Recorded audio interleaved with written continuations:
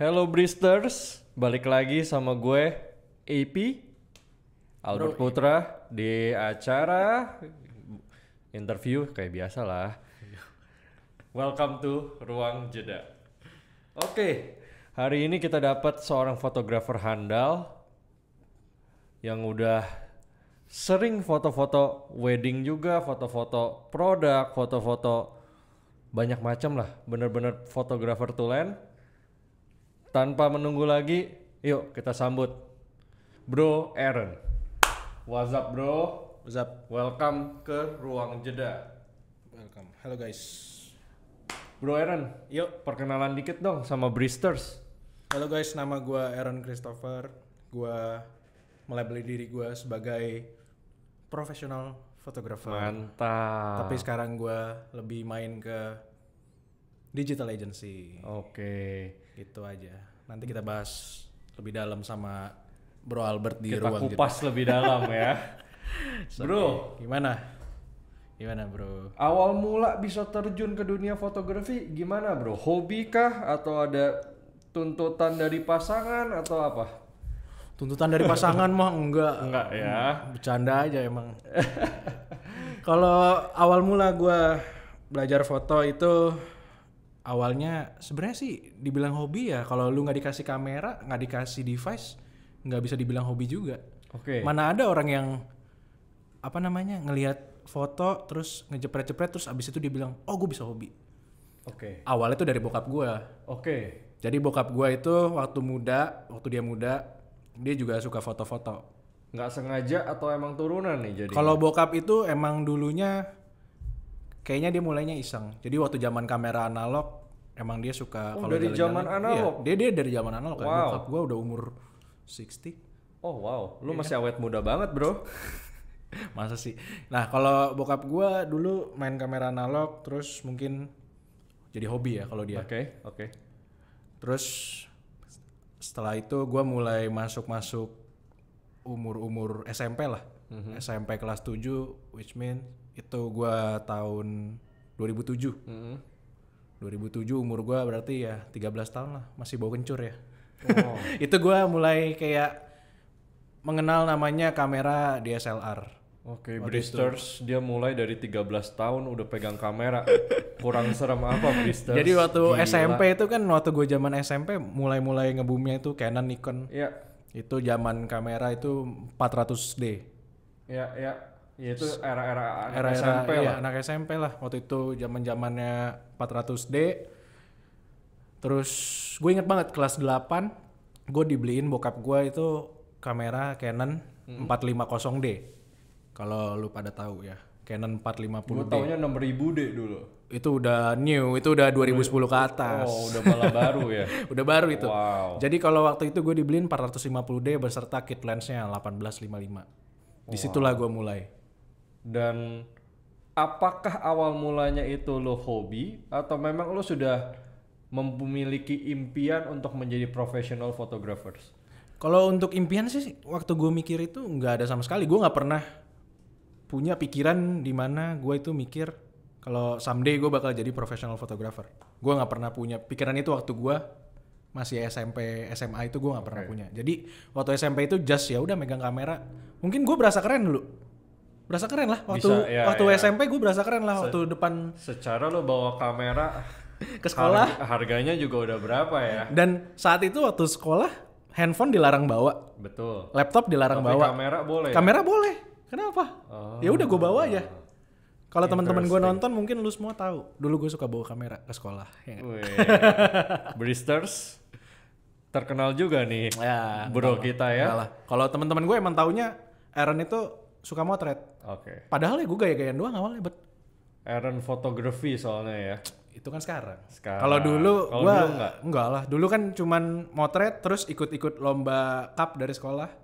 Tapi berarti dari awal sudah ada passion ya, sudah ada ketertarikan di dunia Ketertarikan itu waktu itu gue mulainya kan waktu dikasih kamera, bokap nyuruh, ya gue terima-terima aja orang dikasih. ini ya. Kasih gratis dan gak ada tuntutan sama sekali dari bokap kalau gue tuh harus Lo harus belajar yang benar atau iya, apa? Jadi enggak. fotografer handal gitu enggak ya? kayaknya nggak ada sih orang tua yang bilang Memaksa ya? memaksa anaknya harus jadi fotografer. Ada orang tua suruh anaknya jadi dokter, iya ada. Tapi Jadi kayak fotografer kayaknya kecil ya. iya apa gitu kan. Oke. Ya itu maksudnya kalau boleh nanti lain kali ada narasumber fotografer di sini, lu tanyain deh. Emang Boleh. awalnya orang tua lu semua nyuruh lu tuh jadi fotografer? Iya, Dia tapi memang orang Indonesia rata-rata mentalitasnya jadi dokter sih ya. jadi dokter lah. Dokter atau pilot Pilot dulu ya. pasti. Iya, antara dua itu ya. Yang ibaratnya biaya pendidikannya mahal, cuman jangka panjangnya makmur. Oke, kalau gitu bro, ini interesting sih.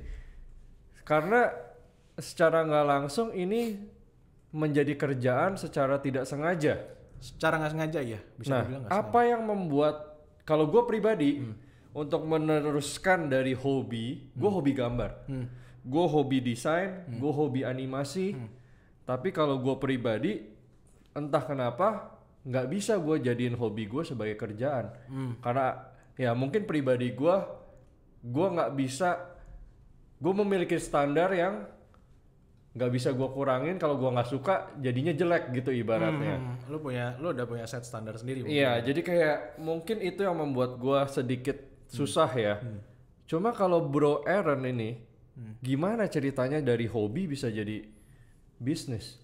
Hobi jadi bisnis. Jadi gua throwback lagi sedikit. Waktu gua mulai masuk SMA itu bokap ngelihat perkembangan gua. Gua menang banyak cup waktu SMP. Untuk fotografi. Untuk fotografi, Oke. SMP gua menang banyak. Mulailah tuh dibeliin device kayak flash, Oke. kamera backnya dibeliin. Oke. Jadi bokap gua tuh kayak all out aja karena ngeliat anaknya tuh berpotensi mungkin ya. Oke, karena ya didukung lah Iya, ya. jadi didukung dari awalnya cuman kayak ini foto-foto. Gua sih mikirnya dulu kalau jalan-jalan bokap pasti suruh bawa kamera buat motoin bokap sama nyokap gua, mancing kok gua. Tapi awal mula kan. awal mula dari situ jadi bokap gua mungkin lihat hasil foto anaknya bagus-bagus juga ya, bro. Bagus juga ya. Bagus juga. Atau kameranya yang bagus. Enggak, itu gua belajar dari 450D loh, bro. Oke. Kalau kamera Canon 3 digit itu kayak low costnya. Oke. Banyak sekarang anak-anak muda, anak-anak SMA megangnya udah 5D Mark IV. Yang which is udah Bristers, ini ada tamparan ya, bukan kameranya, skillnya. Kalau skillnya kurang mau pakai kamera sebagus apapun Iya, bener. belum tentu kan. bener. Jadi intinya harus latihan dulu pakai alatnya dong. Latihan terus. Oke. Back to the topic, kita ngomongin dari hobi bisa jadi bisnis. SMA, gue mulai dibeliin device baru. Ya. Itu gue naikin level pelan-pelan sama bokap gue. Jadi 60D, jadi kedua digit. Ya. Itu pokoknya 60D keren banget lah. Saat 2011an itu gue dibeliin. Itu kayak the best camera lah ya. Untuk di level 2 digitnya Canon ya. Jadi abis itu gue mulai dibeliin lensa sama bokap. Mungkin dia abis itu gue jalan-jalan kemana dia ngelihat gue. Mungkin bokap bangga juga ya. Hobi dia ada yang nerusin kali ya. Iya ngelihat. Bokap mungkin nggak kesampaian dulu. Dia jadi menyalurkannya ke Nyalurannya anaknya ke ya. gue. Nice, Kunci gue nice. kan nggak suka gitu. Iya. Terus dari hobi ya SMA gue menang-menang lagi di cup banyak. Oke, berarti emang secara nggak langsung sudah ada passion yang terbentuk ya, sudah ada garis yang terlihat ya. Habis itu waktu SMA gue banyak menangkap. Habis itu guru-guru gue di high school juga ngelihat gue tuh ada potensi di fotografi. Oke. Jadi kayak waktu itu kayak ada expo di sekolahan gue. Kayak major untuk kuliah fotografi tuh dikit banget. Kayak waktu itu pilihannya cuma ada LaSalle College sama UMN ya. Waktu itu yang baru buka sinematografi. Tapi ujung-ujungnya tahu nggak? Gue ambil IT. Kenapa begitu? Kenapa dari passionnya fotografi jadi ambil IT? Anda bingung apalagi saya. Itu jauh ya? Jauh. Sebenarnya enggak, pertama gue mikirnya jauh. Gue ngambil IT karena waktu itu gue suka main game. Gue suka main game dan mungkin di saat itu gue lihat dunia IT lagi berkembang kan. Oke. Gue ngelihat potensi itu, nggak tahu feeling aja sih ngerasa. Jadi gue masuk salah satu universitas yang nggak terlalu terkenal tapi dia menjanjikan banyak hal. Di mana kayak teman-teman gue waktu itu masih banyak yang milih kayak UPH, Untar dan sebagainya. Ya. Karena itu udah terkemuka kan. Tapi gue milih jalur lain yang kayak apa ya namanya ya? Universitas baru dengan baru, cuman dengan produk kurikulumnya baru kali ya, ya. kayak gitulah yang belum jelas kelulusannya. Cuman Disitulah gue mulai mikir. Jadi kayak tadinya gue mikir, aduh salah gue ngambil jurusan di IT. Gue nggak bisa menyalurkan hobi gue. Gue hobi. Di situ gue bilangnya udah hobi ya. Tapi begitu lambat laun gue ngelihat potensi dari dunia digital IT ini dan dunia fotografi yang tadinya berbeda segmen, tapi lama-lama bisa dikombin, bro. Oke. Jadi gue ngelihat di mana potensi kayak seorang fotografer profesional yang biasa bikin untuk iklan, untuk photoshoot, untuk katalog, untuk komersial fotografi lah, itu bisa related sama web developer. Oke. Ngerti nggak? Iya, paham. Wow, ini sesuatu yang baru lagi ya, Bristers ya. Baru. Jadi secara nggak langsung sebuah ketidaksengajaan menjadi sebuah berkah. Berbuah berkah berarti. Berarti tidak pernah ada yang salah dalam belajar, betul Nggak ya? ada yang salah lah. Maksudnya gue ngikutin feeling. Gue orangnya feeling banget. Maksudnya kayak gue yakin ini bisa. Jadi tadinya kan gue ngelawan arus. Iya. Gue milih university yang nggak terlalu terkenal dan belum terlalu jelas. Asal pembelajarannya tuh kurikulumnya gue lihat ini gue banget, gue bisa. Gue diajarin web developer untuk bikin website, untuk bikin macam-macam lah, coding website, terus bikin branding, digital imaging. Gue ambil majornya itu semua. Jadi gue diajarin. Jadi nggak cuman kalau orang bilang kuliah IT itu cuman kayak lu bakal jadi bookworm, jadi geek. Enggak sih kalau di kampus gue yang itu. Jadi gue merasa asik gitu. Gue kuliahnya asik dan gue bisa sambil foto-foto juga. Waktu itu gue pernah dapat, inget banget, first client gue itu ada dari saudara gue sendiri. Dia punya peternakan koi. Dia pengen bikin website untuk e-commerce ikannya itu. Dan gue sekalian bisa motoin ikannya, bet. Gue bisa ngurusin Instagramnya, gue bisa ngurusin websitenya juga, fotonya juga, dan gue making money dari situ. Ini pembahasannya jadi sambil menyelam minum airnya terbukti ya? Iya, ini beneran. Jadi kayak gue kuliah sambil belajar, sambil gue terapin juga di pekerjaan itu. Wow, nice. Itu gue making money pertama kali dari fotografi dan lu menikmati itu. Dan menikmati. Soalnya majornya sambil gue kuliah, bro. Semuanya nyambung ya. Nyambung. Nice. Jadi secara nggak langsung kalau sampai lu disuruh bikin istilah skripsi, lu bisa pakai ya? Bisa. Terus dibayar lagi ya? Dibayar. Wow, luar biasa. Yang lucu lagi, gue tuh kampus gue nggak ada skripsi. Jadi waktu itu dia disuruh bikin startup. Oke, startup. Startup gue sama teman-teman gue berlima, gue bikin website e-commerce untuk makanan. Far away sebelum ada Gojek. Ada, jadi gue bikin, dan gue ada basis fotografi, bro. Gue bisa fotoin makanan, gue masukin ke website, gue sambil jualan. Di situ gue juga belajar branding.